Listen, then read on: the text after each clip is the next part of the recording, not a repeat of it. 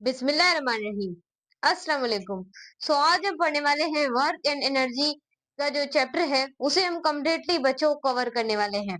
Completely इस one shot के अंदर जितने भी इसके कॉन्सेप्ट्स है, सारे कॉन्सेप्ट्स को स्टूडेंट्स क्या करेंगे, आज की इस वीडियो में हम उसको क्या करेंगे, डिस्कस करेंगे। क्योंकि बच्चों हम फॉलो कर रहे हैं आपका पीएमडीसी का सिलेबस। आप जिस भी बोर्ड से ताल्लुक रखते हैं, आप केपीके से हैं, पंजाब से हैं, सिंध से हैं, बलोचिस्तान से हैं, या फिर इंडिया के बच्चे भी आ गए तो वो भी यहाँ से अपना कॉन्सेप्ट हासिल कर सकते हैं। स्टार्ट करेंगे, भले आप जे के स्टूडेंट्स क्यों ना हो, वो भी अच्छा खासा कॉन्सेप्ट्स को हासिल कर सकते हैं, क्योंकि हम कंप्लीटली कॉन्सेप्ट्स के साथ आपको पढ़ाने वाले हैं। जैसा कि पीएमडीसी के हमने 2 लेक्चर्स अपलोड कर दिए हैं, आज हम लेकर आए हैं ये तीसरा लेक्चर। इसे आपने फोकस से समझना है, क्योंकि ये चैप्टर आपकी बेस से इनको लेकर चलें। भले आप 11 के बच्चे ही आ गए हैं, जिन्होंने अपनी नई क्लास स्टार्ट की है, वो भी यहाँ से कॉन्सेप्ट्स को हासिल कर सकते हैं। व्हाट्सएप चैनल टीच दुओ को ज्वाइन कीजिएगा, लिंक डिस्क्रिप्शन के अंदर है, क्योंकि वहां पर इम्पोर्टेंट नोट्स, पीडीएफ और एमसीक्यूज आपको मिलते रहते हैं। टॉपर्स के नोट्स भी आपको प्रोवाइड होते रहते हैं। तो अभी ज्वाइन करें, आप लोगों को चीजें सेंड हो जाएंगी। अभी तक अगर आप लोगों ने सब्सक्राइब नहीं किया तो चैनल को सब्सक्राइब लाजमी करें, बेल आइकन को लाजमी प्रेस करें, ताकि आने वाली हर वीडियो की नोटिफिकेशन आपको मिलती रहे। हमारा इंस्टाग्राम अकाउंट है टीच दुआ के नाम से, आपने उसे भी लाजमी फॉलो करना है। टिकटॉक पे भी हमारा अकाउंट है, आपने वहां पर जाके भी हमें फॉलो कर देना है, दुआ जहरा के नाम से। उस वहां से भी आप क्वारी वारी सवाल ववाल हमसे कर सकते हैं। फेसबुक पे है दुआ अरे जहरा, वहां पर भी आप हमें फॉलो कर सकते हैं। तो चलें, बिना टाइम को वेस्ट किए बगैर अपने चैप्टर को करते हैं स्टार्ट। तो यहाँ पर से आपने गौर से सुनते रहना है। तो देखते हैं कि हमारे पास वर्क क्या होता है।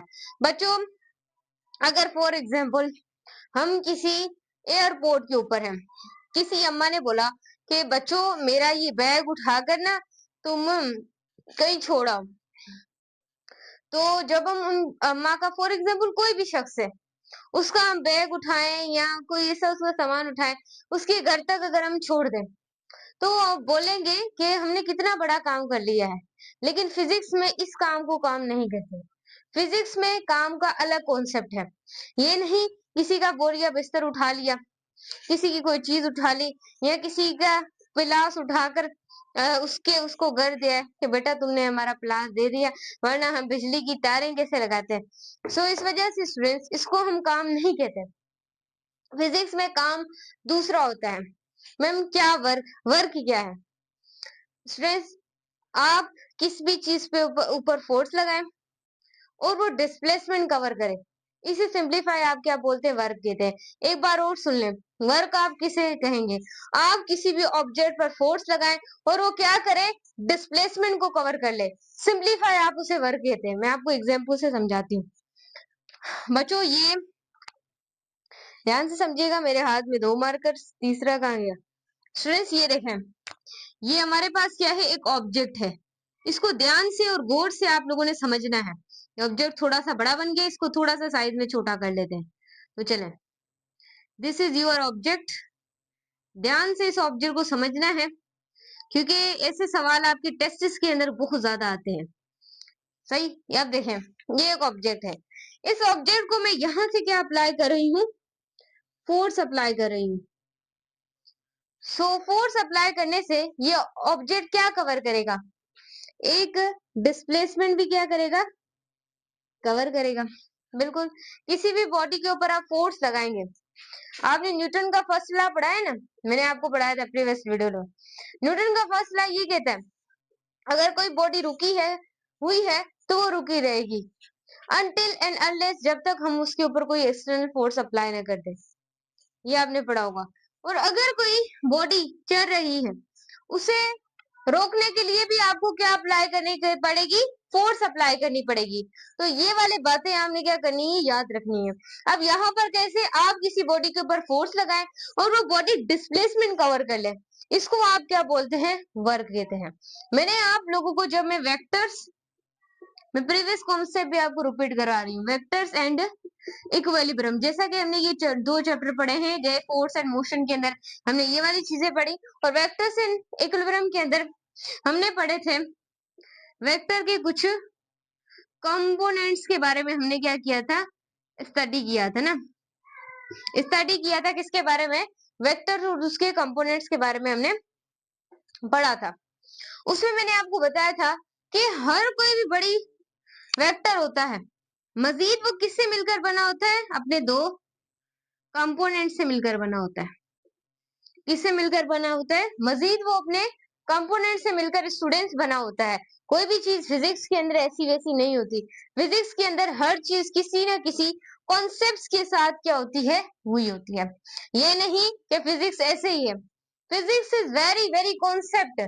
जिसकी फिजिक्स अच्छी है ना, वो कुछ भी कर सकता है, और जिसकी फिजिक्स अच्छी नहीं है देन वो कुछ भी नहीं कर सकता। फिजिक्स को अच्छा करना है द टीच दुआ चैनल को सब्सक्राइब और लाइक करें। यहाँ पर आपको एमडी गेट की तैयारी की जाती है फ्री में। बायोलॉजी पढ़ा दी पीएमडीसी के अकॉर्डिंग, प्लेलिस्ट जाके देख लें, फ्री में 16 चैप्टर। और अब हम तीसरा चैप्टर जल्दी जल्दी आपको कंप्लीट करवाएंगे। ऐसे ही जैसे हम आप लोगों के लिए मेहनत करें, आप हमें लाइक और सब्सक्राइब और ग्रुप व्हाट्सएप चैनल को ज्वाइन करें। सही हो गया भाई, सुन रहे हैं मुझे? सो इसने क्या किया, डिस्प्लेसमेंट कवर। अब वो फोर्स है, अब फोर्स अपने दो कंपोनेंट्स के साथ लाई करती होगी। एक कंपोनेंट है एफ साइन थीटा और दूसरा कंपोनेंट क्या है, एफ कोस थीटा। क्योंकि हर कोई वेक्टर होता है ना भाई, वो अपने दो कंपोनेंट्स के साथ लाई जरूर करता है। ये चीज है। ऐसा है कि इंसान खाने के बिना अधूरा है, ऐसे ही ये वेक्टर अपने कंपोनेंट्स के बिना अधूरा है। ये चीज आपने याद रखनी है। इतना आपको क्लियर हो गया। अब इनके बीच में कोई ना कोई एंगल भी बन रहा होगा, बिल्कुल इनके बीच में कोई ना कोई थीटा भी बन रहा होगा, एंगल भी बन रहा होगा। तो ये चीजें आपको क्लियर हो गई है। जरा देख लें आप लोग, आपको सारी चीजें क्लियर हो गई होंगी क्लियरली। सो यही कॉन्सेप्ट्स है फिजिक्स के अंदर, इनकी बहुत मायने है। मैं आपको क्या ही बताऊं, मैं आपको क्या ही बताऊं, लेकिन आपको बताती हूँ मैं। अब आप डेफिनेशन को पढ़ेंगे तो हलवा करेंगे। एक बार और समझ लें, ये ऑब्जेक्ट का, इसके ऊपर मैंने क्या लगाई मेरे बच्चे, फोर्स लगाई। और जैसे ही मैंने इसके ऊपर फोर्स लगाई तो इसने कुछ ना कुछ क्या कवर की होगी, डिस्प्लेसमेंट कवर की होगी। और मैंने आपको बताया था फोर्स के दो कंपोनेंट्स होते हैं, एक एफ कोस थीटा और दूसरा जो कंपोनेंट होता है वो एफ साइन थीटा होता है। ये चीज मैंने आपको पढ़ाई थी और आप इस चीज से एग्री भी होंगे क्योंकि आप मेरे स्टूडेंट से एग्री होंगे। और इनके बीच में कुछ ना कुछ एंगल भी बना होगा, ये भी चीज आपको क्लियर हो गई। अब वर्क क्या है, अगर किसी भी बॉडी को, अगर किसी भी बॉडी को एक जगह से डिस्प्लेस करवाना है तो तुम्हें स्टॉप रुकी हुई है या फिर चलती हुई बॉडी है। जैसे कि मैंने न्यूटन का लॉ आपको बता दिया कि अगर कोई बॉडी रुकी हुई है तो वो रुकी हुई रहेगी अनटिल एंड अनलेस, जब तक हम उसे किसको इंटरनल इसको अनटिल एंड अनलेस कोई फोर्स अप्लाई नहीं करेंगे। अगर ये बॉडी मूव कर रही है तो ये बॉडी मूव ही करती रहेगी जब तक कि हम इसके ऊपर कोई फोर्स ना अप्लाई कर दें। तो ये वाली चीज आपने याद रखनी है। If force it displace a body, force ये जो बॉडी को डिस्प्लेस करवाती है, या बॉडी रुकी हुई हो या बॉडी चलती हुई हो एक सर्टेन डिस्टेंस पर, तो हम ये कहते हैं is said to be work is done, work is done। भाई हम लोग ये कह देते हैं अगर कोई बॉडी रुकी हुई है, चलती हुई है, उसको रोकने के लिए चलती हुई को और रुकी हुई को चलाने के लिए तुम्हें क्या लगानी पड़ेगी, तुम्हें फोर्स लगानी पड़ेगी। फोर्स के बिना तुम कुछ नहीं कर सकते, ये चीज याद रखिएगा। फोर्स क्या होती है, एक तरह का एजेंट होता है, एक तरह की चेंजेस होती है आपकी फोर्स। कोई ऑब्जेक्ट रुका हुआ है तो भाई वो रुका रहेगा, उसको चलाने के लिए तुम्हें फोर्स लगानी पड़ेगी। अगर कोई ऑब्जेक्ट चल रहा है तो वो चलता रहेगा, उसको रोकने के लिए भी तुम्हें फोर्स लगानी पड़ेगी। क्लियर हो गया? फॉर्मूला देखे बच्चों, वर्क बराबर होता है product of force, product of force and displacement के। अगर आपसे इसकी डेफिनेशन एक ये भी बन सकती है, आप बना ले भले, बना ले आप लोग भले, मैं ही बना देती हूँ आप लोगों को एक डेफिनेशन। अभी आप ये भी लिख सकते हैं, it is a product of force and displacement, उसे सिंप्लीफाई आप क्या बोलते हैं, स्काल, स्काल वर्क। सही है। वर्क क्या होता है, प्रोडक्ट होता है दो चीजों का। कौन सी दो चीजें हैं, एक आपकी फोर्स और दूसरी आपकी डिस्प्लेसमेंट। क्लियर हो गया, एक आपकी फोर्स और दूसरी आपकी क्या, displacement. I hope you understand, I hope you understand. तो देखते जाएं। वर्क इज इक्वल टू, ये दोनों वेक्टर क्वांटिटीज है। देखिए, force it is a vector quantity, displacement भी एक वेक्टर क्वांटिटी है, लेकिन आपका वर्क एक स्केलर क्वांटिटी। मैंने आपको बताया था जब मैं आपको वेक्टर से में पढ़ा रही थी, अगर दो वेक्टर को मल्टीप्लाई करने से अगर आप आंसर आपको स्केलर मिले तो वो स्केलर प्रोडक्ट है। अगर दो वेक्टर को मल्टीप्लाई करने से अगर आंसर आपको स्टूडेंट्स क्या मिले, बताएं माय स्टूडेंट्स है, जल्दी बताएं। अगर वेक्टर मिले तो वो वेक्टर प्रोडक्ट है, ये चीज बताई थी।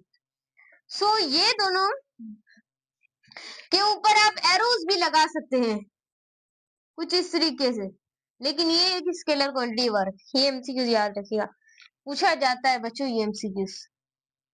वर्क एक स्केलर क्वांटिटी है।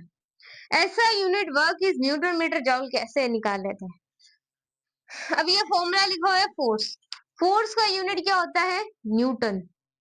न्यूटन कैसे आया फोर्स का यूनिट, ये भी देखना है।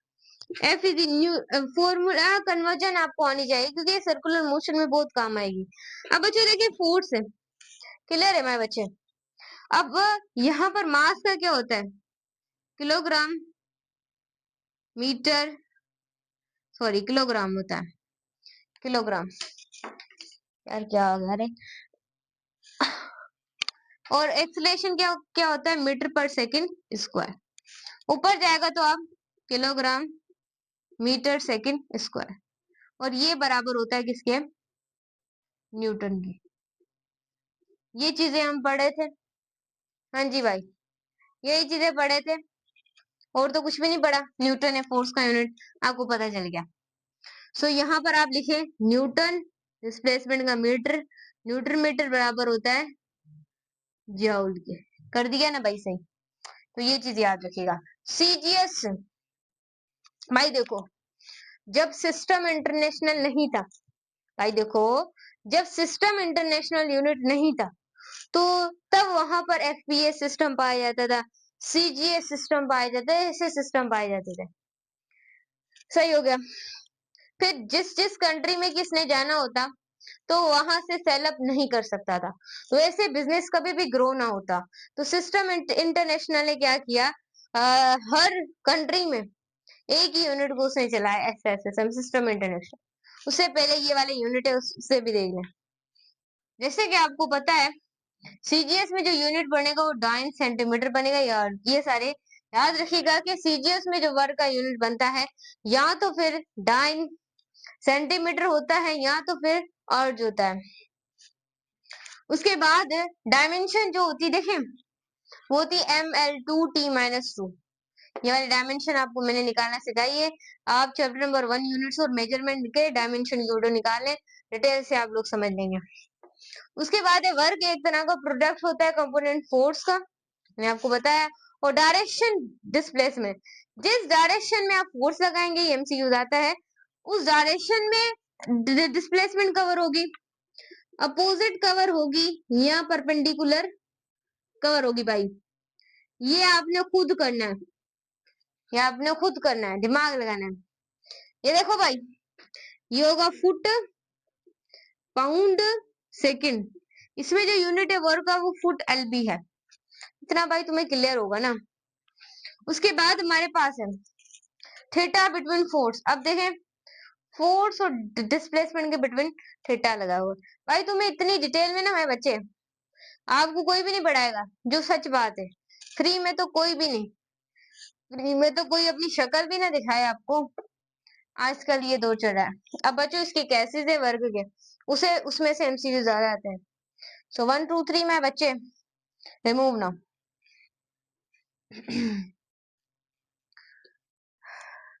स्टूडेंट मेरे पास बिल्कुल भी टाइम नहीं है, बिल्कुल भी टाइम नहीं है, फिर भी मैं आपको पढ़ा रही हूँ तो सपोर्ट करें। ये मैं सिर्फ आप लोगों के लिए कर रही हूँ इतनी ज्यादा मेहनत, सो आपने ध्यान से इसको समझना है। आज मैंने बनानी नहीं थी, कल मेरे पास बिल्कुल भी टाइम नहीं था, आज भी नहीं है, फिर भी मैंने जो अपना सोने का टाइम था उसमें ये बना दिया। सही है भाई, समझते रहना है मैं बच्चे, समझते रहना है। अब कैसे इसको समझे? अब मैंने बोला लिखे कौन, आपको ऐसे समझा देती हूँ। कैसे वर्ग के ये टेस्ट में आ सकते हैं। पहला है वर्क कब मैक्सिमम होता है। पहला केस ये है, याद रखिएगा, 0 डिग्री के ऊपर वर्क मैक्सिमम होता है। जैसे मैंने आपको वर्क का फॉर्मूला बताया था, वर्क बराबर है एफ डी कोस टागे, बताया भाई मैंने। ये वर्क प्रोडक्ट होता है किसका, फोर्स एंड डिस्प्लेसमेंट के प्रोडक्ट को आप बोलते हैं वर्क। इतना आपको क्लियर हो गया। अब थोड़ा ना आप लोगों ने ध्यान में रखना है, क्योंकि something important and something is must be important, so this is very important. ये चीजें आपने याद रखनी है। तो चले हम भी देखते हैं मैम आप क्या ही बोलती हैं जो आप सुनते हैं। यहाँ पर देखें वर्क, अब यहाँ कोसेटा की जगह हम, यहाँ पर एंगल की जगह हम लिखेंगे 0 डिग्री की वैल्यू, और 0 डिग्री बराबर होता है 1 के। सॉरी, अब देखें ना भाई, कोस थीटा है, कोस मैक्सिमम कब होता है 0 डिग्री पर, कोस 1 के बराबर होता है। मैंने आपको जब वेक्टर से इंक्लूड तब ये कंडीशन पढ़ाई थी मैंने। और 90 पे कोस क्या आ जाता है 0, कोस जो है मिनिमम होता है 180 डिग्री पे और वैल्यू हो जाती है -1। ये केसेस आप साइन में इसके रिवर्स हो जाएंगे। ये केसेस मैं आपको पढ़ा चुकी हूँ, आप भले वेक्टर से इंक्लूड वाली वीडियो को चेक कर सकते हैं। तो चलिए अभी देखते हैं, जिसने पढ़ा है उसके लिए तो बहुत ज्यादा आसान होगा। तो हमारे बच्चे इसको हमने देखते जाना है। क्लियर हो गया? अब इसकी वैल्यू क्या है, 1 है, तो यहाँ वाले एफ डी मैक्सिमम, ये कैसे आ जाएंगे। और आप लोगों ने must be prepare, must be prepare. अब हम देखते हैं कि भाई वर्क मिनिमम कब होता है। भाई केसेस बड़े में बच्चे इंपोर्टेंट है, केसेस में से आपके सवालात बनेंगे, ये चीज याद रखिएगा, केसेस में से ऐसे सवाल। सेकंड, मिनिमम वर्क कब होता है भाई, याद रखिएगा 90 डिग्री पर आपका वर्क हो जाता है मिनिमम। सही हो गया भाई। और बच्चों आपने इसके बारे में एक और पॉइंट लिखनी है, ऐसा कब होता है जब वर्क मैक्सिमम होता है, जब आपका work and displacement are parallel. ऐसा कब होता है, जब आपका वर्क और डिस्प्लेसमेंट पैरेलल हो। क्लियर हुआ है? आगे चलो, मिनिमम वर्क कब होगा, if work and displacement are and opposite, say that to each other। ये चीज आपने लिख लेनी है। डायरेक्शन भी आपसे पूछी जा सकती है। सही हो गया मेरे बच्चों? अब देखो यहाँ पर कैसे, अब मैंने आपको फॉर्मूला बताया था वर्क का, F d cos theta, the product of force and displacement का वर्क। क्लियर हो गया?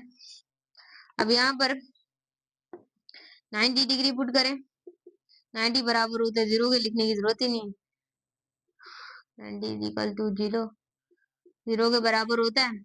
और यहाँ आ जाएगा वर्क डन 0 होता है 90 डिग्री एंगल। एमसीयू आपसे पूछा जा सकता है।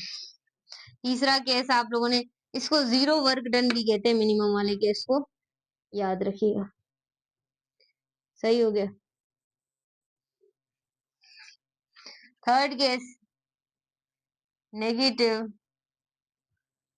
वर्क डन कब होता है मैम, नेगेटिव वर्क डन कब होता है, जब जो तुम्हारा एंगल है ना भाई वो कितना हो, 180 डिग्री। तो तुम्हारा वर्क डन माय बच्चे क्या हो जाएगा, नेगेटिव हो जाएगा।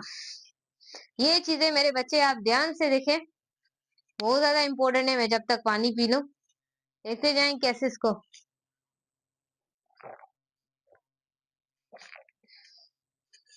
तो स्टूडेंट्स देख लिया आप लोगों ने, चले आगे चलते हैं, गर्मी बहुत ज्यादा है। अब देखो भाई, ये एफडी गॉस थीटा फॉर्मूला है ना वर्ग का। अब यहाँ पे एंगल 180 डिग्री है, 180 बराबर होगा -1 के, इसका मतलब है माइनस एफ डी आ जाएगा। इतना बड़ा खजाना करने की जरूरत नहीं पड़ी। सही हो गया मेरे बच्चे, सही हो गया। भाई तुमने मैम टीच दोगे, जानते हो तुम लोग? हाँ जी, जानते हैं, तभी तो पढ़े हैं मैम हम। तो देखिए, वर्क मैक्सिमम कब होता है, जब आपका एंगल 0 डिग्री हो। वर्क मिनिमम कब होता है, जब आपका एंगल 90 डिग्री हो। नेगेटिव वर्क कब होता है, जब आपका एंगल 180 डिग्री हो। ये एमसीक्यूज हर साल रिवाइज होते हैं। बी प्रिपेयर माय बच्चे, बी प्रिपेयर। इसमें से 2 एमसीक्यूज लाजमी बन सकते हैं, और ऐसे अट्रैक्टिव जैसे मैंने लिख दिए। देखें, वर्क मैक्सिमम है 0 डिग्री पर। फॉर्मूला क्या होगा जब मैक्सिमम होगा, साइन की कंडीशन मत लगा दीजिएगा, कोस होता है ये। तो ये वाले वर्क मिनिमम कब होता है, जब एंगल 90 डिग्री हो। याद रखो, डायरेक्शन भी याद रखिएगा, और ये फॉर्मूला याद रखिएगा, और ये भी याद रखिएगा, बहुत ज्यादा पूछे जाते हैं ये। ऐसी चीजें आपका एग्जामिनर रखता है तंग करने के लिए आप लोगों को। तो ये चीजों को आपने पढ़ना है, छोड़ना किसी चीज को नहीं। छोड़ेंगे नुकसान आप लोग का होगा। अब आगे चलते हैं।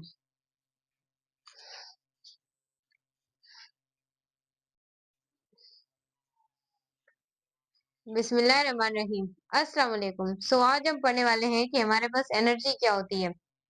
एनर्जी एक बहुत इंपॉर्टेंट कॉन्सेप्ट है। आज आपको पता चलेगा कि एनर्जी के बिना आप दुनिया का कोई भी काम नहीं कर सकते। इसका कॉन्सेप्ट आपको क्रिस्टल क्लियर होगा। आप जहाँ के भी स्टूडेंट हैं, आप एमडी गेट की तैयारी कर रहे हैं, ई गेट की तैयारी कर रहे हैं, नीट के स्टूडेंट्स हैं, सब पढ़ सकते हैं। बहुत इंपॉर्टेंट टॉपिक है। अभी तक अगर आप लोगों ने चैनल को सब्सक्राइब नहीं किया तो चैनल को सब्सक्राइब करें, बेल आइकन को प्रेस करें। अगर आपको इंपॉर्टेंट नोट्स पीडीएफ एमसीक्यूज चाहिए तो व्हाट्सएप चैनल टीच दो को ज्वाइन करें, लिंक आपको डिस्क्रिप्शन के अंदर मिल जाएगा। चलें स्टार्ट करते हैं, लेट्स गेट स्टार्ट। अब हम कन्वर्जन भी करेंगे कि एनर्जी को एक फॉर्म से दूसरे फॉर्म में कैसे कन्वर्ट किया जाता है। वो जो एनर्जी क्या होती है, एनर्जी कैपेसिटी की होती है काम को करने की। अब स्टूडेंट्स अगर बायोलॉजी के पॉइंट ऑफ व्यू से देखें, बायोलॉजी के पॉइंट ऑफ व्यू से देखें, तो जब तक आप खाना नहीं खाते, फूड नहीं खाते, तो आपके अंदर एनर्जी नहीं होती, आप कोई भी काम नहीं कर सकते। अगर फिजिक्स के पॉइंट ऑफ व्यू से देखें तो भी यही है, याद रखें। फिजिक्स के पॉइंट ऑफ व्यू से देखो, एक कार की एग्जांपल ले लेते हैं, या एक ट्रक की एग्जांपल ले लें, किसी चीज की व्हीकल की एग्जांपल ले लें, मोटर बाइक की एग्जांपल ले लें। तो जैसे कि फॉर एग्जांपल ये एक कार है, for example this is your car. अब ये कार को चलाने के लिए तुम्हें इसके अंदर क्या डालना पड़ेगा, सही बात है मैम, पेट्रोल डालना पड़ेगा। जब तक इसके अंदर पेट्रोल नहीं डालेंगे तब तक ये गाड़ी नहीं चलेगी। तो यहाँ पर इसका जो पेट्रोल है वो इसकी यहाँ पर क्या बन रहा है, एनर्जी बन रहा है। सही, जब तक कार के अंदर पेट्रोल नहीं डलेगा ये कार एक जगह से दूसरी जगह तक नहीं जा सकती। कार को चलाने के लिए, कार को चलाने के लिए तुम्हें इसके अंदर एनर्जी डालनी पड़ेगी। ये है फिजिक्स का पॉइंट ऑफ व्यू कि कैपेसिटी होती है काम को करने की। अगर इसके अंदर पेट्रोल डलेगा फिर ये चलेगी और हर किसी की काम करेगी, उन्हें बिठाएगी, उन्हें एक जगह से दूसरी जगह चलाएगी। ऐसे ही अगर स्टूडेंट्स, इंसान भी ऐसे ही है। उसकी एनर्जी उसका फूड होता है। जब तक वो बॉडी के अंदर नहीं जाता, वो सही तरीके से स्टूडेंट्स कोई भी काम नहीं कर सकता। अगर देखा जाए तो एनर्जी जो है वो एक तरह की स्केलर क्वांटिटी है। आप ये नहीं बताते कि एनर्जी उस फॉर्म में, एनर्जी जो है वो यहाँ जा रही है, एनर्जी वहां जा रही है, एनर्जी वहां जा रही है। आप लोग बिल्कुल भी ऐसा नहीं करते, क्योंकि वर्क भी स्केलर क्वांटिटी है, एनर्जी भी स्केलर क्वांटिटी है। इसका जो ऐसा यूनिट है, सिस्टम इंटरनेशनल यूनिट, वो है जॉल। वर्क का भी यूनिट जॉल था। सीजीएस में इसका यूनिट अर्ग था, एनर्जी का वर्क में भी इसका यूनिट वर्क का भी अर्ज है सीजीएस में। उसके बाद डायमेंशन वर्क की भी सेम होती है। एनर्जी, जितनी भी एनर्जी है, काइनेटिक एनर्जी, पोटेंशियल एनर्जी, जितनी भी एनर्जी है, उन एनर्जी की डायमेंशन और वर्क की डायमेंशन सेम है। ये हर टेस्ट के अंदर आती रहती है। आप कोई भी टेस्ट खोल के देखें, उसके अंदर आपको ये फोर्स की डायमेंशन दी जाती है, या फिर आपको सरफेस टेंशन की जाती है। ऐसी डायमेंशन बहुत दी जाती है। याद रखें, प्रैक्टिकल जो यूनिट है, प्रैक्टिकल जो यूनिट है वो इलेक्ट्रॉन वोल्ट है। ये सवाल आता है, किलोवाट है, कैलोरी है। उसके बाद जितने भी यूनिट है, याद रखिएगा कि इनके अंदर कितनी कितनी एनर्जी होती है। 1 जॉल के अंदर 10⁻7 अर्ग एनर्जी होती है। एक इलेक्ट्रॉन वोल्ट के अंदर जो एनर्जी होती है वो होती है 1.6 मल्टीप्लाई 10⁻⁻90।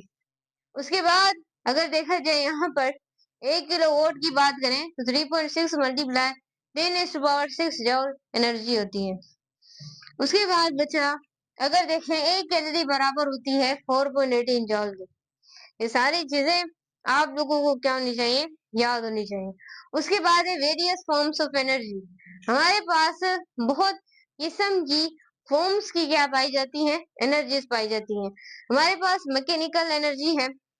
अब मैकेनिकल एनर्जी की 2 टाइप्स होती हैं, एक काइनेटिक एनर्जी और दूसरी हमारे पास क्या होती है, पोटेंशियल एनर्जी। ये हम आगे पढ़ेंगे डिटेल के अंदर। एक होती है इलेक्ट्रिकल एनर्जी, एक होती है केमिकल एनर्जी, एक होती है मैग्नेटिक एनर्जी, एक होती है लाइट एनर्जी, एक होती है हीट एनर्जी, एक होती है साउंड एनर्जी। सारी एनर्जीज है। और न्यूक्लियर एनर्जी में आप लोगों के पास फिजन और फ्यूजन का अमल भी आता है। ये आप इंटर क्लास में पढ़ेंगे। इंटर क्लास नहीं, हम जब इंटर की फिजिक्स यानी इंडिकेट की, तो यहाँ पर आपको ये पूरा चैप्टर पढ़ना पड़ेगा, न्यूक्लियर फिजिक्स, जो कि 16 चैप्टर है इंडिकेट के सिलेबस के अकॉर्डिंग। इसको भी इंशाल्लाह खत्म करेंगे अगर जिंदगी हुई तो। सो ये वाली चीज आपने याद रखनी है। अब हम देखते हैं कि जो एनर्जी है वो एक फॉर्म से दूसरी फॉर्म में किस तरीके से चेंज होती है। आप इसको जब तक कॉपी कर लें, अगर मुझे एमसीक्यू आता है तो मैं बताती हूँ। मैं पानी पी लूं थोड़ा सा।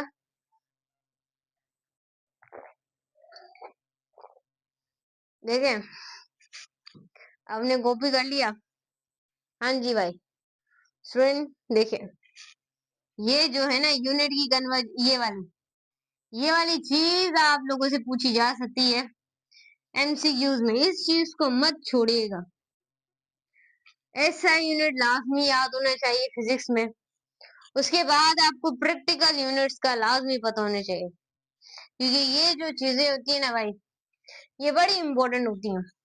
छोटी छोटी चीजें एग्जाम के अंदर तुम्हें गिरा देती हैं। सो ये वाली चीजें याद रखिएगा। अब इंटर कन्वर्जन की तरफ चलते हैं।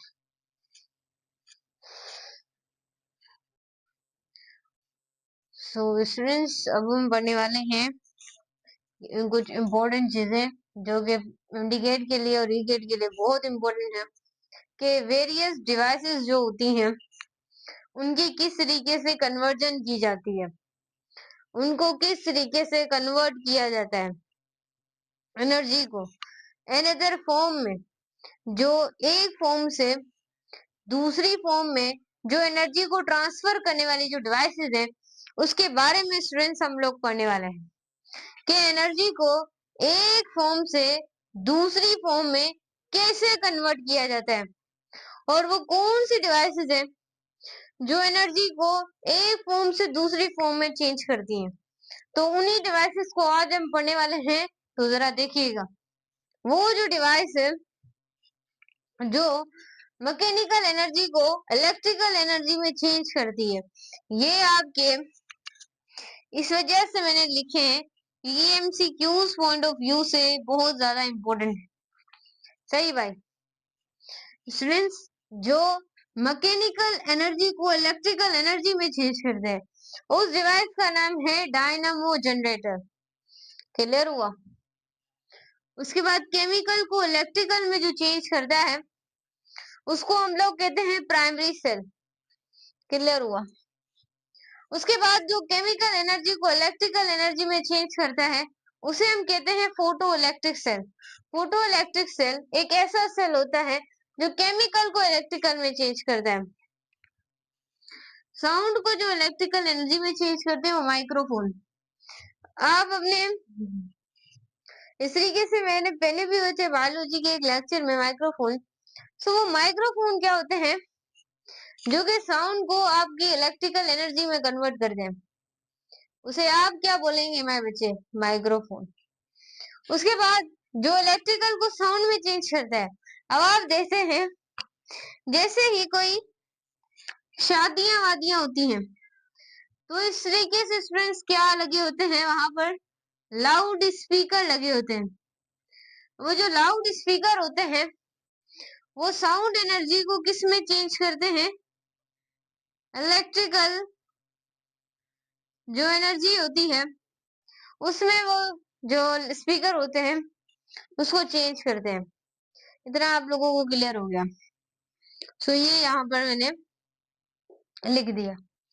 और जो केमिकल को हीट में चेंज करते हैं, कुछ ऐसी एनर्जीज होती हैं जो कि केमिकल होती हैं, उन और हीट में उसे कन्वर्ट करते हैं। वो कौन सी डिवाइसेस है? जैसे कि बर्निंग ऑफ कोल। ये चीज आपको याद हो गई है? कैसे नहीं याद हुई होगी? ये तो बहुत इंपॉर्टेंट है जी। हो गया बच्चे?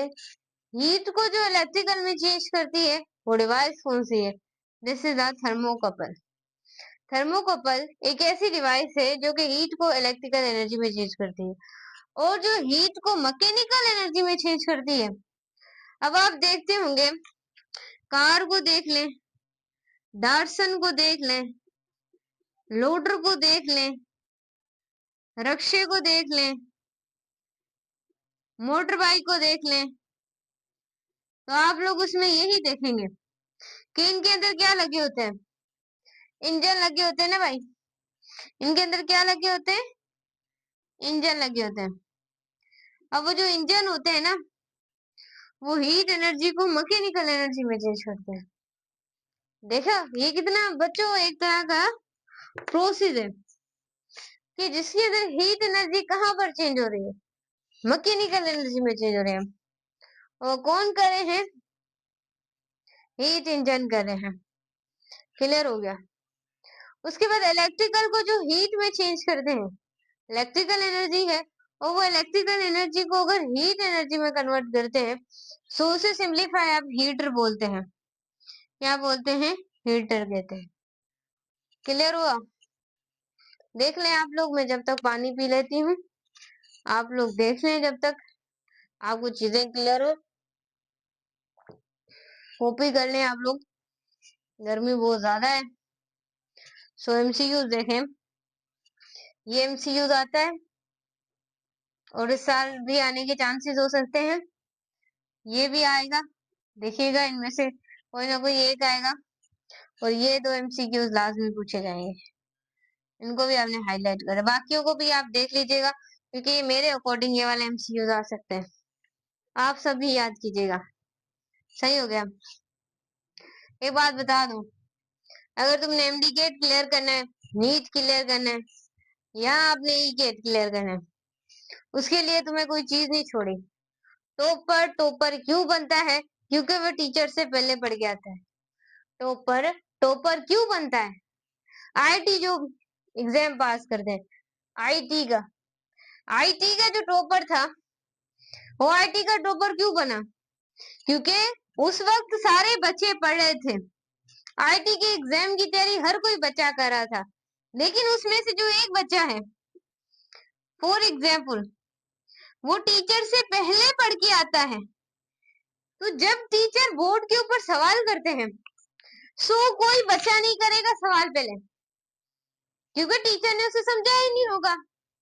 और जो एक टॉपर होगा, उसको पता होगा टीचर आज वो पढ़ाने वाला है, कल मैं इसे पढ़ के आऊंगा।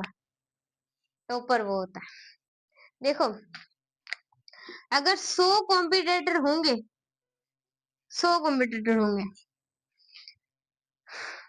सो तुम और मेहनत करते गए, बहुत ज्यादा पढ़ते रहे, 4-5 टॉपिक पहले ही तुम्हें पढ़ते हैं, तो वो तुम्हारे लिए 10 होंगे।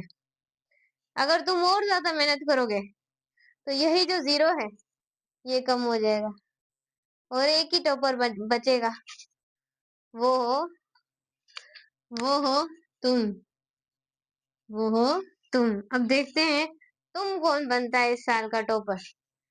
मेहनत जो करेगा वो जरूर बनेगा। बच्चों, कॉपी कर लें, बहुत ज्यादा इम्पोर्टेंट है। सो स्टूडेंट्स, अब हम पढ़ने वाले हैं कि हमारे पास काइनेटिक एनर्जी क्या होती है। क्लियरली पढ़ेंगे। लाइक, सब्सक्राइब और वीडियो को शेयर लाजमी कीजिएगा। आप जिस भी बोर्ड से ताल्लुक रखते हैं, सिंध से है, पंजाब से है, बलोचिस्तान से है, या फिर आप केपीके से हैं, या आप नीट से ही है, सारे बच्चे यहाँ से अपने कॉन्सेप्ट्स को हासिल कर सकते हैं। व्हाट्सएप चैनल टीच दो को लाजमी ज्वाइन करिएगा, लिंक डिस्क्रिप्शन के अंदर है, वहां पर इंपोर्टेंट नोट्स, पीडीएफ, हर चीज आपको सेंड होती रहती है। तो लाइक, सब्सक्राइब और शेयर हमें लाजमी करना है। हमने जितने भी अकाउंट्स है इधर से भी फॉलो करना है। स्टार्ट करते हैं। काइनेटिक एनर्जी क्या होती है? बच्चों, मैंने आपको जब एनर्जी पढ़ा रही थी, तो मैंने एक चीज आप लोगों को समझाई थी कि मैकेनिकल एनर्जी की 2 फॉर्म्स होती हैं। एक काइनेटिक एनर्जी होती है, और दूसरी क्या होती है? पोटेंशियल एनर्जी होती है। तो 2 टाइप्स की एनर्जी होती है। एनर्जी की बहुत टाइप्स थी, बहुत सारी फॉर्म्स थी, जो कि मैंने आप लोगों को प्रीवियसली बताई थी। देखिए, एनर्जी जो होती है वो किस काम करने की सलाहियत होती है, उसे हम कहते हैं कैपेसिटी टू डू वर्क। काम करने की सलाहियत को आप वर्क कहते हैं, एनर्जी कहते हैं। यानी एनर्जी होगी तभी वर्क हो सकता है, एनर्जी नहीं होगी काम भी नहीं होगा। इतना तो आप लोगों को मेरे बच्चे क्लियर ही होगा। और एनर्जी जो है वो कोई एक नहीं है, एनर्जी बहुत सारी फॉर्म में एग्जिस्ट करती है। कैसे एग्जिस्ट करती है देखते जाएं। एक होती है न्यूक्लियर एनर्जी, दूसरी होती है मैग्नेटिक एनर्जी, बहुत सारी स्ट्रेस एनर्जी होती है, और एक मैकेनिकल एनर्जी, जिसकी बच्चों टाइप है काइनेटिक एनर्जी, पोटेंशियल एनर्जी, बहुत सी फॉर्म है। साउंड एनर्जी, हीट एनर्जी, लिखते जाएं। साउंड एनर्जी आपको बता चुकी हूँ, ये थोड़ा सा रिव्यू कर लें। और 5वां हीट एनर्जी, केमिकल एनर्जी। तो बहुत सारी फॉर्म्स एनर्जी की। सो जो एक फॉर्म है मैकेनिकल एनर्जी, उसकी आगे 2 फॉर्म है, एक काइनेटिक एनर्जी और दूसरी पोटेंशियल एनर्जी। ये 2 फॉर्म है। लेकिन हमने हमारा जो बेसिक राब्ता है जो करने वाले हैं, वो करने वाले हैं मैकेनिकल एनर्जी से, क्योंकि यही चीज आप लोगों को पता होनी चाहिए, जो चीज मैं आपको भी बताने वाली हूँ। सो इसे आप देखते जाएं, कोई चीज आप लोगों ने मिस नहीं करनी है, बता रही हूँ तो गौर से देखें। अगर कोई चीज मिस करेंगे, नुकसान स्टूडेंट्स आप लोगों का होगा और किसी का भी नहीं होगा। सो चले, अल्लाह का नाम लेकर इसको हम पढ़ते हैं। इतना आप लोगों को क्लियर हुआ, शुक्र है। अब आगे चल सकते हैं हम लोग। चले बच्चों, काइनेटिक एनर्जी क्या होती है? अगर कोई बॉडी मूव कर रही है, मैं अगर यहाँ से यहाँ पर जाऊं, इस प्लेस पे आऊं, तो मैं क्या कर रही हूँ? मूव कर रही हूँ। एक जगह से मैं दूसरी जगह आ रही हूँ, एक जगह से मैं दूसरी जगह आ रही हूँ। सो ये क्या है बच्चों, जो भी बॉडी मूव करेगी, मोशन में होगी, उसके अंदर हमेशा काइनेटिक एनर्जी होगी।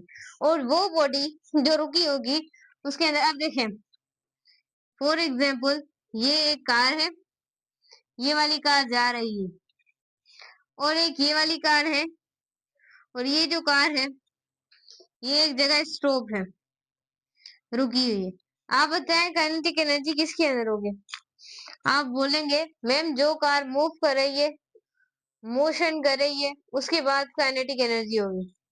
मैम वो जो एक जगह रुकी हुई है उसके अंदर जो काइनेटिक एनर्जी है वो नहीं होगी। क्लियर? हम्म मैं अभी भी क्लियर हो गया। चले इसको मिटाते हैं और आगे जो कॉन्सेप्ट रह गया है उसको भी थोड़ा देख लेते हैं। Kinetic energy caused due to its motion. उसे सिंप्लीफाई हम क्या बोलते हैं? Kinetic energy. काइनेटिक एनर्जी एक ऐसी एनर्जी होती है जो बॉडी के पास तब आती है जो वो बॉडी मोशन करेगी। जो बॉडी मोशन नहीं करेगी उसके अंदर काइनेटिक एनर्जी भी नहीं होगी, और वो बॉडी जो मोशन करेगी उसके अंदर क्या होगी? काइनेटिक एनर्जी होगी। तो ये अगर चीज आपको क्लियर है, सभी क्लियर होगा। अगर नहीं क्लियर तो आप हाथ पांव पैर जमीन पर मारते रहेंगे, क्लियर नहीं होगा फिर। अब मैं मोस्ट इम्पोर्टेंट जो इसमें से आपके एमसीक्यूज बनेंगे वो बनेंगे आपके फॉर्मूले से। सही भाई? सही हो गया? इसको जरा देखें आप लोग। सो स्टूडेंट्स यहाँ पर आप लोगों ने देखना है कि काइनेटिक एनर्जी कैसे होती है। काइनेटिक एनर्जी एक ऐसी एनर्जी होती है, वो कोई भी बॉडी एक जगह से दूसरी जगह जब मूव करती है तो उसके मूव करने से जो एनर्जी उसके अंदर स्टोर होती है, this is called the kinetic energy. जरा गौर से देखिएगा, काइनेटिक एनर्जी के सवाल बहुत ज्यादा टेस्ट्स के अंदर पूछे जाते हैं, और कैसे आते हैं वो देखते हैं। काइनेटिक एनर्जी का जो फॉर्मूला होता है वो होता है, काइनेटिक एनर्जी बराबर होती है half M V square. Half M V square. Half का मतलब है भाई देखें, काइनेटिक एनर्जी बढ़ती है अगर मास की भी और वेलोसिटी के भी। ये चीज आपने याद रखनी है, ये फॉर्मूला आपने दिमाग में रखना है काइनेटिक एनर्जी का। देखें स्टूडेंट्स, जब किसी भी बॉडी का मास इंक्रीज होगा, फॉर एग्जाम्पल कोई बॉडी है, उसका जो मास है वो है 2 kg, 2 ग्राम एक बॉडी का मास है बॉडी का। उसके अंदर जो काइनेटिक एनर्जी है वो कितनी स्टोर होगी? वो भी कितनी होगी? 2% जो काइनेटिक एनर्जी है वो उसके अंदर क्या होगी? स्टोर होगी। जिस बॉडी का मास जितना बढ़ेगा उसकी काइनेटिक एनर्जी उतनी ज्यादा होगी। जिस बॉडी का मास कम होगा उसके अंदर काइनेटिक एनर्जी क्या होगी? ज्यादा होगी। कैसे? अगर आप एक ट्रक की बात करें, for example this is a truck, और आप एक छोटी सी कार की बात करें फॉर एग्जाम्पल, अब बताएं कि इनमें से काइनेटिक एनर्जी सबसे ज्यादा किसकी होगी? इनमें से काइनेटिक एनर्जी सबसे ज्यादा किसकी होगी? जिसका मास ज्यादा होगा मैम उसकी काइनेटिक एनर्जी भी क्या होगी? ज्यादा होगी। ट्रक की काइनेटिक एनर्जी क्या है? ज्यादा है as compared to car. Car की काइनेटिक एनर्जी क्या होगी? कम होगी। क्यों कम होगी? क्योंकि इसका मास कम है। अगर ये दोनों एक दूसरे में हिट कर जाएं तो हिट करने से क्या होगा? तो हिट करने से स्टूडेंट्स याद रखिएगा तबाही हो जाएगी। उनको भी ज्यादातर नुकसान होगा कार वाले का, क्योंकि कार छोटी है। अगर बात करें वेलोसिटी की, फॉर एग्जाम्पल वेलोसिटी बड़ी है, एक बॉडी मूव कर रही थी, उसने जो वेलोसिटी है वो उसकी कितनी है? 4 मीटर पर सेकंड। अब बताएं काइनेटिक एनर्जी भी क्या 4 मीटर पर सेकंड बढ़ेगी? याद रखिएगा, अगर वेलोसिटी 4 मीटर पर सेकंड है, 4 मीटर पर सेकंड है, तो जो काइनेटिक एनर्जी है, काइनेटिक एनर्जी फॉर एग्जाम्पल बढ़ गई है, काइनेटिक एनर्जी बढ़ गई है, और जो वेलोसिटी है वो कितनी है, 2 मीटर पर सेकंड किसी भी बॉडी की इंक्रीज हुई है, तो वो 2 इंक्रीज काइनेटिक एनर्जी उसकी 2 इंक्रीज नहीं हुई होगी, वेलोसिटी 2 इंक्रीज हुई है, उसका मतलब 2 का स्क्वायर क्या होता है, 4 होता है, वो काइनेटिक एनर्जी 4 गुना इंक्रीज होगी। अगर किसी बॉडी का मास 2 केजी है तो उसकी काइनेटिक एनर्जी 2 गुना बढ़ेगी, लेकिन अगर वेलोसिटी की बात करें तो उसकी वेलोसिटी कितनी होगी, मास अगर 2 ग्राम बड़ा है, 2 किलोग्राम है, तो काइनेटिक एनर्जी भी 2 काइनेटिक एनर्जी होगी। अगर वेलोसिटी मास इतना है तो लोग क्या आप बोलेंगे कि मास जितना उतनी काइनेटिक एनर्जी, और जितना मास की है काइनेटिक एनर्जी उतनी क्या वेलोसिटी की होगी, आप बोलेंगे नाइदर। हम वेलोसिटी का क्या कर देंगे, स्क्वायर कर देंगे, और जैसे ही हम वेलोसिटी का स्क्वायर करेंगे तो काइनेटिक एनर्जी उतनी बढ़ जाएगी। ये सवाल आपने याद रखना है कि काइनेटिक एनर्जी क्या होती है। अब देखते हैं kinetic energy in terms of the momentum. Kinetic energy in terms of the momentum, जरा देखिएगा कि kinetic energy in terms of the momentum हम किसे कहते हैं। Kinetic energy in terms of the momentum. Momentum क्या होता है, प्रीवियसली पढ़ाया था, किसी भी बॉडी की क्वांटिटी ऑफ मोशन की जो क्वांटिटी होती है उसे सिंपलीफाई हम क्या बोलते हैं, मोमेंटम कहते हैं। फॉर एग्जाम्पल, अगर मैं आप लोगों के साइड में, फॉर एग्जाम्पल यहाँ पर आप सामने एज्यूम कर लेते हैं आप लोग हैं, मैं एक मार्कर को आहिस्ता से फेंकूंगी, दूसरे को अगर तेज फेंकती हूँ, तो बताएं सबसे पहले आप कैच किसको करेंगे, मैम जिसकी वेलोसिटी कम होगी उस मार्कर को हम जल्दी कैच अप करेंगे, मैम जिसकी ज्यादा होगी वो तो हमसे कैच होगा नहीं, वो नीचे गिर जाएगा। सो इस तरीके से आपने एग्जाम्पल को देखते जाना है। So kinetic energy in terms of the momentum, इसका फॉर्मूला भी आपने याद रखना है, क्योंकि आप काइनेटिक एनर्जी को देखेंगे, ये जो काइनेटिक एनर्जी है वो मास के साथ क्या है, डायरेक्टली प्रोपोर्शन है। काइनेटिक एनर्जी जो है वो डायरेक्टली प्रोपोर्शन है वेलोसिटी के स्क्वायर के साथ। This is very important. ये बताएं, मास बढ़ेगा काइनेटिक एनर्जी उतनी बढ़ेगी, लेकिन याद रखिएगा वेलोसिटी बढ़ती है लेकिन स्क्वायर टाइम बढ़ती है, काइनेटिक एनर्जी भी स्क्वायर टाइम बढ़ेगी, दोनों डायरेक्टली प्रोपोर्शन है। लेकिन मोमेंटम के केस में ऐसा नहीं होता, मोमेंटम के केस में काइनेटिक एनर्जी बराबर होती है p स्क्वायर अपॉन 2m के बराबर होती है। This is a formula of the kinetic energy in terms of the momentum.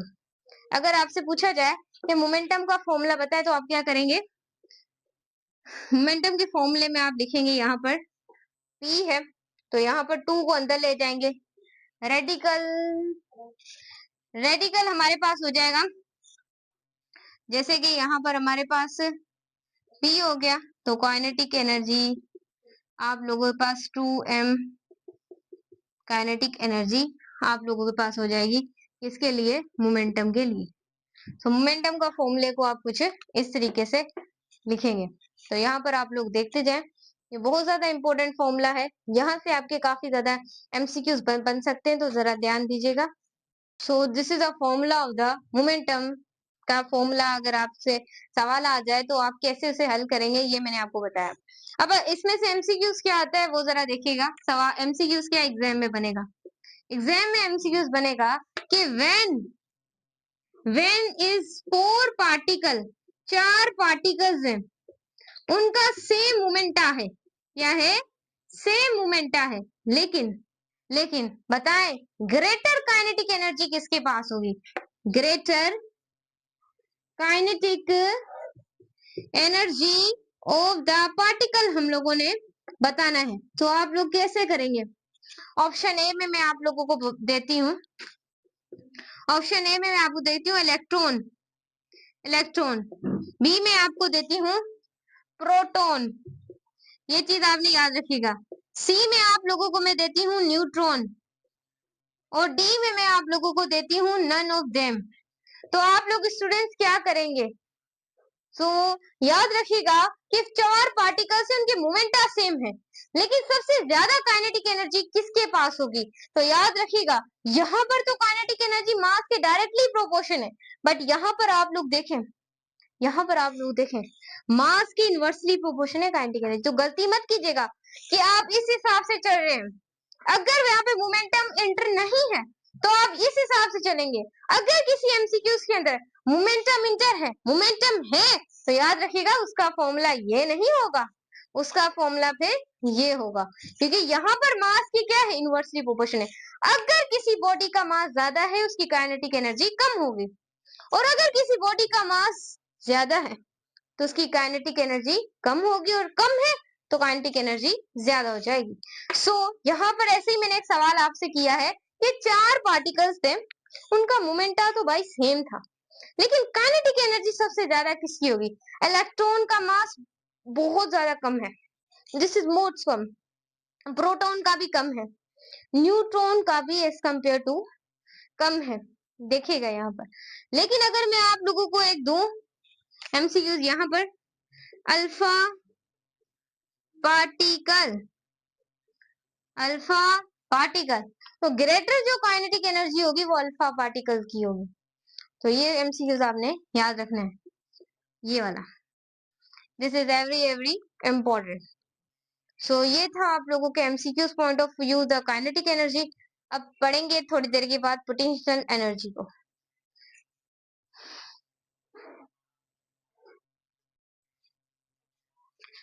बिस्मिल्लाहिर्रहमानिर्रहीम। अब हम पढ़ने वाले हैं कि हमारे पास पोटेंशियल एनर्जी क्या होती है। बिस्मिल्लाहिर्रहमानिर्रहीम। आज हम पढ़ने वाले हैं कि हमारे पास पोटेंशियल एनर्जी क्या होती है, इसको क्लियरली हम पढ़ने वाले हैं। आप जिस भी बोर्ड से ताल्लुक करते हैं, आप सिंध से हैं, पंजाब से हैं, केपीके से, बलोचिस्तान से हैं, या फिर स्टूडेंट्स आप नीट से ही आ गए हैं, सारे बच्चे यहाँ से अपने कॉन्सेप्ट को हासिल कर कर बहुत ज्यादा कामयाबी को हासिल कर सकते हैं, और जो आप चाहते हैं इंशाल्लाह वो आप अचीव भी जरूर कर करेंगे। लाइक, सब्सक्राइब और वीडियो को शेयर कीजिएगा। सब्सक्राइब के बेल आइकन को लाजमी प्रेस कीजिएगा ताकि आपसे कोई वीडियो मिस ना हो सके। व्हाट्सएप चैनल टीचरों को ज्वाइन कीजिएगा। इंपोर्टेंट नोट्स और पीडीएफ के लिए लिंक डिस्क्रिप्शन में मिलेगी। स्टार्ट करते हैं। पोटेंशियल एनर्जी क्या होती है बच्चों? पोटेंशियल एनर्जी क्या है? पोटेंशियल एनर्जी बॉडी में आती क्यों है? पोटेंशियल एनर्जी क्या है? पोटेंशियल एनर्जी बॉडी में आती क्यों है? बड़ा सवाल यही है ना कि पोटेंशियल एनर्जी क्या है, वो बॉडी में कैसे आती है। प्रीवियसली हमने अभी पढ़ा है काइनेटिक एनर्जी क्या होती है। कोई भी बॉडी मूव कर रही है, मोशन कर रही है, उसके अंदर काइनेटिक एनर्जी होती है, और बॉडी की पोजीशन की वजह से जो एनर्जी होती है ना, उसे आप पोटेंशियल एनर्जी कहते हैं। फिर अगर केमिस्ट्री के हिसाब से देखें, अगर मैं आपको केमिस्ट्री के हिसाब से बताऊं तो जो काइनेटिक एनर्जी है वो केमिस्ट्री में भी मोशन की वजह से होती है, लेकिन जो पोटेंशियल एनर्जी है वो किस वजह से होती है? वो केमिकल बॉन्डिंग की वजह से होती है। ये चीज आपको याद होनी चाहिए, इसकी वजह से होती है, केमिकल बॉन्डिंग की वजह से। लेकिन फिजिक्स के अंदर ये ड्यू टू पोजिशन, बॉडी जो बॉडी के अंदर पोज्ड हो एनर्जी, स्टोर्ड हो एनर्जी, या आप ऐसे भी डेफिनेशन लिख सकते हैं, एनर्जी ड्यू टू पोजिशन, वो एनर्जी जो कि पोजीशन की वजह से हो, this energy is called the potential energy. ये पोज करती है बॉडी, बॉडी पोज करती है, ये वो आप लोगों के पास क्या है, potential energy due to its position. ये चीज आपने याद रखनी है, ड्यू टू इट्स पोजीशन। और याद रखिएगा, अब अगर आप लोगों के पास है ये सरफेस है, अगर इस सरफेस से किसी ऑब्जेक्ट को उठाकर अगर मैं खास हाइट पे ले जाती हूँ, देखिए ये एक सरफेस है, फॉर एग्जाम्पल ये आपका क्या है, अर्थ है, यहां से मैं किसी ऑब्जेक्ट को ले जाती हूँ किसी खास हाइट पर, टॉपी का फील लीजिएगा, ये अर्थ है, दिस इज अर्थ। अर्थ से उठाकर मैं इस ऑब्जेक्ट को किसी खास हाइट पर ले जाऊं, तो बताएं क्या कोई इसके अंदर एनर्जी स्टोर होगी? आपका क्या जवाब होगा? जी हाँ मैम, इसके अंदर एनर्जी स्टोर होगी।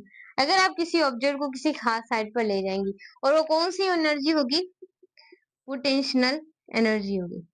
किसी खास हाइट पर ऑब्जेक्ट को ले जाने से जो एनर्जी स्टोर होती है, this is called the potential energy. ये सरफेस थी, अर्थ थी, किसी खास हाइट पे ऑब्जेक्ट को ले गए, इसके अंदर क्या स्टोर हो गई, पोटेंशियल एनर्जी स्टोर हो गई। ये चीज स्टूडेंट सामने क्या करनी है, याद रखनी है। क्लियर हो गया? या फिर इसकी जनरली हमारे पास 3 टाइप होती है, याद रखिएगा। जनरली 3 टाइप होती है। एक इलास्टिक पोटेंशियल एनर्जी, अगर कोई फील्ड इलास्टिक है तो उसके अंदर इलास्टिक पोटेंशियल एनर्जी स्टोर होगी। अगर कोई फील्ड ग्रेविटेशनल फील्ड है जिसके अंदर ग्रेविटी है, जैसा कि अब हम खड़े हैं, हम क्यों खड़े हैं, ग्रेविटी की वजह से खड़े हैं। अगर हम आसमान पे चले जाएं तो हम ग्रेविटी में नहीं रहते। जैसे कि आपने एक ड्रामा देखा होगा जो कि मेरे बचपन का फेवरेट ड्रामा रहा है, जिसका नाम है बालवीर। बालवीर फर्स्ट सीजन बच्चों, जिसमें हमारे पास मानव मेहर भी थे। बालवीर उनके घर बल्लू बन के रहता था। आई होप जिसका फेवरेट है बालवीर ड्रामा, आपने डन लिखना है। अब आपके दिमाग में सवाल आता होगा, बालवीर जमीन पे ऐसे जैसे ही आता है तो किस तरीके से जमीन टूट जाती है, और जब बालवीर ऐसे जाता है ऊपर जाता है तो किस तरीके से बच्चों वो ऊपर कैसे जाता है। तो ये याद रखिएगा बच्चों, एक कॉन्सेप्ट है जिसका नाम है एस्केप वेलोसिटी। मैंने आपको पढ़ाया हुआ है सर्कुलर मोशन के अंदर, लेकिन वन शॉट आएगी फिर उसके अंदर एक बार और पढ़ा जाएगा अगर पीएम ऋषिकेश से प्रश्न हुआ तो, कि किस तरीके से अर्थ से आउट हो जाती है कोई भी चीज। तो वैसे पहले कैमरे की सफाई है, लेकिन सच में ऐसा एस्केप वेलोसिटी में होता है। अब जैसे ही बालवीर बच्चे बुलाते हैं, बालवीर बालवीर बालवीर, बालवीर आ जाता है इस तरीके से। आई होप आपको थोड़ा फन भी आया हो फिजिक्स पढ़ने में, क्योंकि आपके फेवरेट ड्रामे का नाम आ गया। This is my most favourite drama on this. इसके बाद लाइफ में मुझे कोई और ड्रामा अच्छा नहीं लगा और ना ही मैंने देखा। फिर मेरा ध्यान सिर्फ पढ़ाई की तरफ हो गया, and then I will secure very success in my life. So आगे चलते हैं। अब अगर ग्रेविटेशनल फील्ड की अगर कोई ग्रेविटेशन फील्ड है उसके अंदर क्या होगी, पोटेंशियल एनर्जी होगी। अगर कोई इलेक्ट्रिक फील्ड है तो उसके अंदर स्टोर क्या होगी, इलेक्ट्रिकल पोटेंशियल एनर्जी। इतना आपको क्या हो गया, क्लियर हो गया। अब आप ग्रेविटेशनल पोटेंशियल एनर्जी को पढ़े। Near the surface of the earth, जो कि अर्थ की सरफेस के बहुत ज्यादा करीब है, वो आपके पास क्या है, gravitational potential energy. Gravitation potential जो एनर्जी है वो उसकी जो हाइट है वो must be less than radius की होती है। Again I can tell you, gravitational potential energy बहुत करीब होती है सरफेस ऑफ द अर्थ के। हाइट जो होती है वो मस्ट बी क्या होती है, लेस देन रेडियस। ये चीज आपने याद रखनी है। इसके बाद स्टूडेंट्स आप लोगों के पास है absolute potential energy. Absolute potential energy एक ऐसी पोटेंशियल एनर्जी होती है, ऐसी पोटेंशियल एनर्जी होती है जो कोई भी जो पॉइंट होता है ग्रेविटेशनल फील्ड का। ये बात अक्सर स्टूडेंट्स को समझ ही नहीं आती, तो मुझसे समझ लें। ऑब्सोल्यूट, अब देखो स्टूडेंट, अगर इस खास हाइट से ऑब्जेक्ट बहुत ज्यादा खास हाइट पे चला जाएगा तो याद रखिएगा पोटेंशियल एनर्जी एक खास हाइट तक ही स्टोर होती है। अगर हाइट बढ़ जाए तो वहां पर एनर्जी स्टोर नहीं होती। ये फॉर्मूला जो है potential energy is equal to mgh। mgh, अगर कोई फील्ड वो ग्रेविटेशन फील्ड से ही बाहर निकल जाए, ग्रेविटेशन फील्ड की हद से बाहर निकल के वो इन्फिनिटी तक चला जाए, कोई ऑब्जेक्ट इन्फिनिटी तक चला जाए, यानी एक ऑब्जेक्ट को उठाकर हमने किसी खास हाइट पे नहीं रखा बल्कि उसे ग्रेविटेशनल फील्ड से बाहर निकाल दिया, इन्फिनिटी पॉइंट तक ले गए, तो आप उसे सिंपलीफाई पोटेंशियल एनर्जी नहीं कहेंगे, फिर आप कुछ और कहेंगे, क्योंकि किसी खास हाइट पर ही वो पोटेंशियल एनर्जी स्टोर होती है। अगर किसी खास हाइट से वो ज्यादा हो जाए तो वो उसका इन्फिनिटी पॉइंट होता है। अगर पोटेंशियल एनर्जी अपने इन्फिनिटी पॉइंट को क्रॉस कर इन्फिनिटी पॉइंट पे चली जाए तो वो होती है एब्सोल्यूट पोटेंशियल एनर्जी। ये फॉर्मूला सिर्फ अवेलेबल है एक एक लिमिटिंग हाइट तक, ये फॉर्मूला क्या है, अवेलेबल है।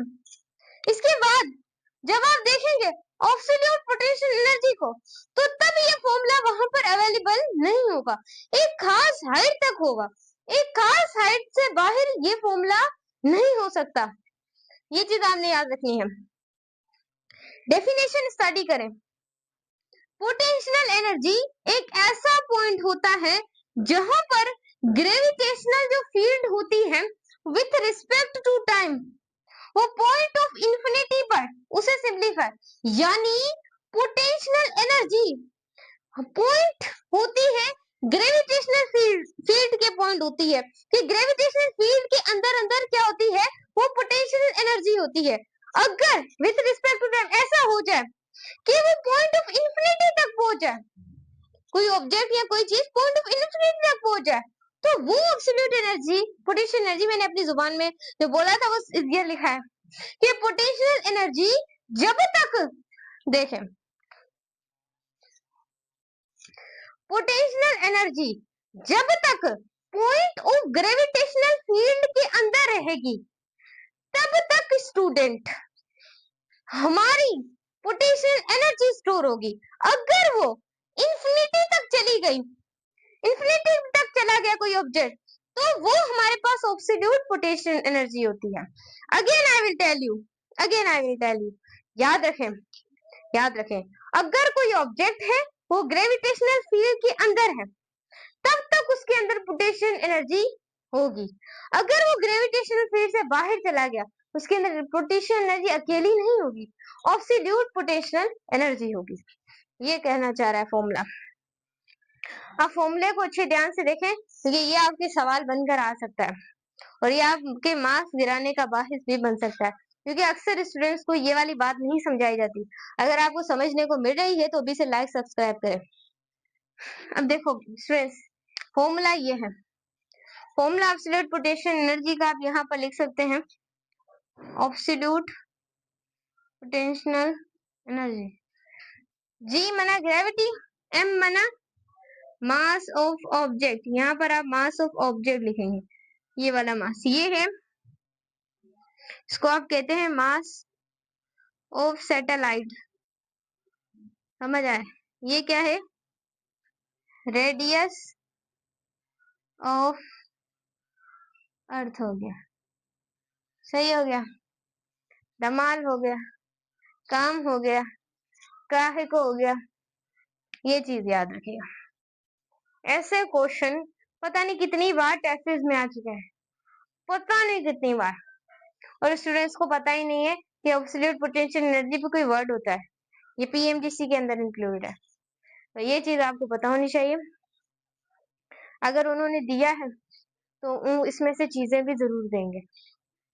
पोटेंशियल एनर्जी को भी ध्यान से मैंने समझाया कि अगर कोई फील्ड है वो इलास्टिक है तो वो इलास्टिक पोटेंशियल एनर्जी है, अगर ग्रेविटी वाली ग्रेविटेशन फील्ड है तो ग्रेविटेशन पोटेंशियल एनर्जी, अगर वो इलेक्ट्रिक फील्ड है तो इलेक्ट्रिकल पोटेंशियल एनर्जी। यही कॉन्सेप्ट है, बाहर कोई कॉन्सेप्ट नहीं आएगा, बाहर कोई भी कॉन्सेप्ट स्टूडेंट नहीं आएगा, तो इसे देख लें, कॉपी कर लें,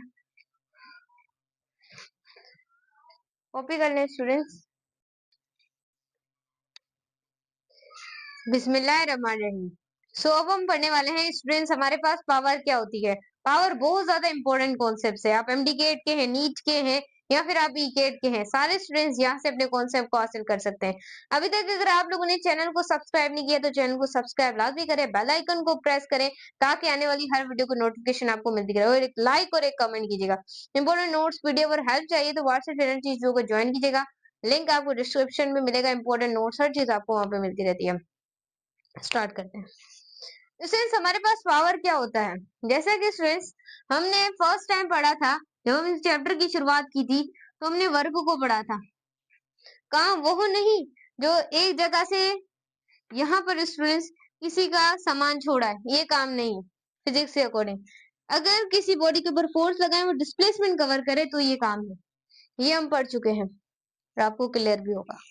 अब हमारे पास पावर क्या है, मेन कॉन्सेप्ट ये है कि पावर क्या है, इसको तो हमने पढ़ लिया, लेकिन पावर को कैसे पढ़ेंगे। देखें, पावर वर्क डन करे, work done by a body per unit time is called work done, is called power, sorry। Power क्या होती है? किसी भी बॉडी के ऊपर हम जब काम करें किसी भी टाइम में, उसे हम पावर कहते हैं। याद रखें, पावर क्या होती है? किसी भी बॉडी के ऊपर, अगर ये बॉडी है, इस बॉडी के ऊपर हम क्या करते हैं? वर्क करते हैं, काम करते हैं इस बॉडी के ऊपर, सही, किसी ना किसी टाइम में बस आप वर्क के साथ टाइम को इंक्लूड कर दें, वो पावर बन जाता है। ये वाली चीज आपने याद रखनी है। सही हो गया? क्लियर हो गया? चले, अब बच्चों इसका जब फॉर्मूला लिखेंगे तो कॉन्सेप्ट में थोड़ा और इजाफा हो जाएगा। अगर हम स्टूडेंट्स इसका फॉर्मूला लिखना चाहें, फॉर्मूला ऑफ द पावर, याद रखिएगा, power is equal to work done हो, वर्क डन आप पूरा भी लिख सकते हैं, बट हम आपको इतना तो पता ही चल गया होगा, आप इंडिकेटिव स्टूडेंट हैं, आपने एफएससी को एक बार पढ़ा भी होगा, sorry, work done per unit time, जैसे इसका आधा पावर, इसे आप पावर कहते हैं। ये क्या है? पावर का फॉर्मूला है। लेकिन पावर की आप एक और डेफिनेशन लिखते हैं, रेट ऑफ डूइंग वर्क, यानी कि किसी भी टाइम में आप काम करें, वेर यूनिट टाइम में आप काम करें, आप इसको ऐसे भी लिख सकते हैं, ऐसे भी लिख सकते हैं कि रेट का मतलब है टाइम, हम किसी भी टाइम में बॉडी के ऊपर काम करें, रेट ऑफ डूइंग वर्क, उसको भी सिंप्लीफाई हम क्या बोलते हैं? Power. This is what? Power. Clear हो गया? और याद रखिएगा एक important point, power is a scalar quantity. आपकी जो पावर है वो कौन सी क्वांटिटी में आती है? स्केलर क्वांटिटी के अंदर पावर आती है। इतना आप लोगों को क्लियर हो गया? अब मैम अगर आप और ज्यादा पॉइंट बता दे तो हमारा फायदा ना हो जाए, सो याद रखें, अब हम ऐसा यूनिट को पढ़ रहे हैं। वर्क का हमने यूनिट निकाला था ना स्टूडेंट्स, याद होगा ना, जाउल पर सेकंड, और जाउल सेकंड बराबर होता है वॉट के, तो पावर का यूनिट क्या होता है? वॉट होता है। सो ये हो गया इसका एसआई यूनिट। क्लियर हो गया? अदर यूनिट्स भी होते हैं पावर्स के, अगर हम देखना चाहें अदर यूनिट्स, जैसे कि अगर हम देखा जाए, अगर हम देखें सीजीएस के अंदर, देखें सीजीएस के अंदर, या हम देखें, ये तो आप खुद भी लिख सकते हैं, एफपीएस में देखें तो हमारे पास हो जाएगा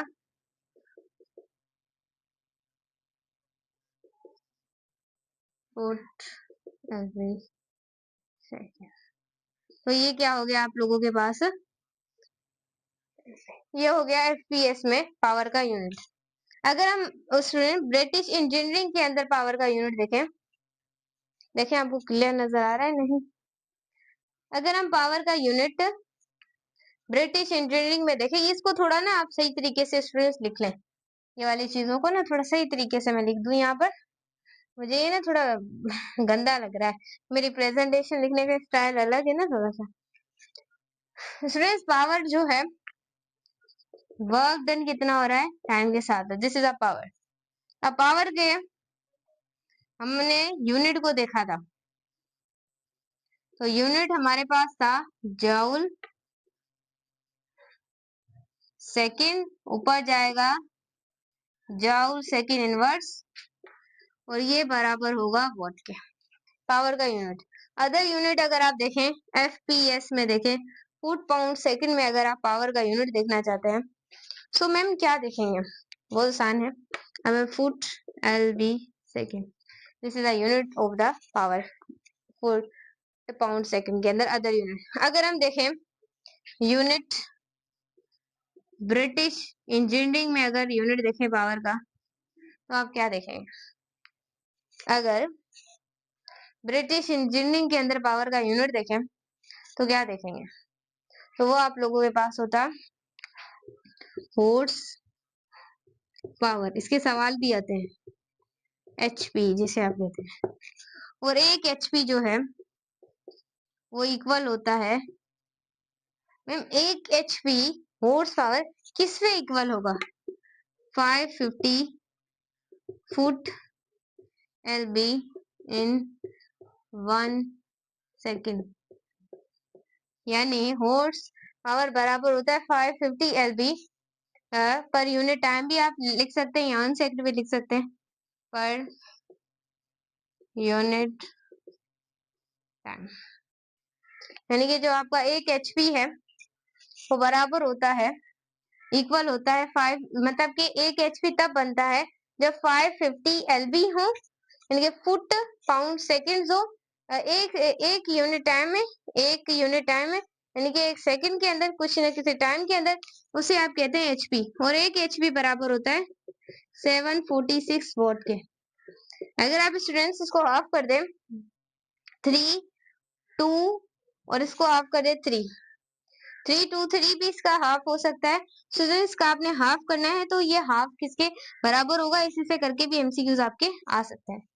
इतना आप लोगों को क्या हो गया, क्लियर हो गया है। तो इसको गौर से देखें स्टूडेंट्स, इसमें से आपके काफी ज्यादा जो सवाल हैं वो एग्जामिनर क्या करता है, बनाता है, और आपको बी प्रिपेयर रहना है, इसे नोट करें आप।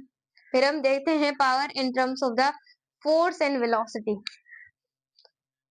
Power in the terms of the, ये पावर क्या वेलोसिटी के साथ रिलेट करता है, इसको भी हम देखने वाले हैं।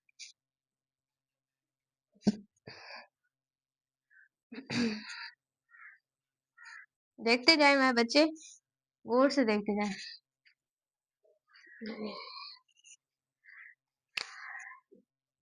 स्टूडेंट देखें, power in terms of force and velocity. Ma'am ये आप क्या ही बात कर रही हैं, आप जो देख रहे हैं मैं वही बात कर रही हूँ, power in terms of force and velocity. Clear हो गया? अब पावर का फॉर्मूला मैं आपको बता चुकी, work done per unit time. अब मैम इसमें से वेलोसिटी कैसे निकलेगा? मैम इसमें से वेलोसिटी कहीं से आ जाएगी? आप ऐसा क्या बता रही हैं मैम, इस पावर में से वेलोसिटी कैसे आएगी?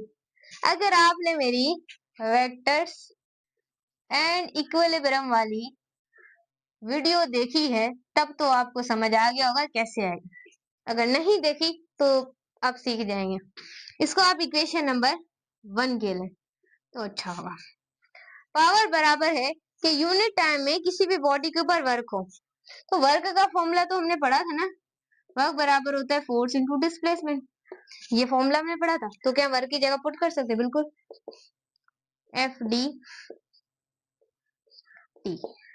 मैम अब आप देखें, इन दोनों टर्म्स के नीचे टाइम है, तो क्यों ना हम ऐसा कर दें, दोनों के नीचे हम TT लगा दें। ऐसा नहीं होता, ये जो T है ये याद रखिएगा किसी एक चीज के नीचे ही आएगा, दो चीजों के दरमियान में नहीं आएगा, एक ही चीज के दरमियान में आएगा। सो वो कौन सी होगी? वो डिस्प्लेसमेंट होगी। इसको ऐसे लाके खड़ा कर देते हैं। तो बताएं बच्चों, मैंने आपको एक कॉन्सेप्ट बताया था, मैंने आपको एक कॉन्सेप्ट बताया था। अब आप बोलेंगे मैम आपने कौन सा बताया था, आपको याद नहीं?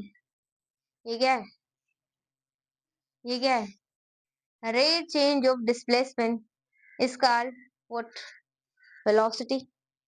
स्टूडेंट देखें, रेट यानी कि time, rate change of displacement is called what? क्या है मेरे बच्चे? वेलोसिटी।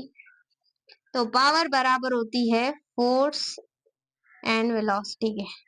पावर याद रखिएगा, इसकी एक और डेफिनेशन है, product of force and velocity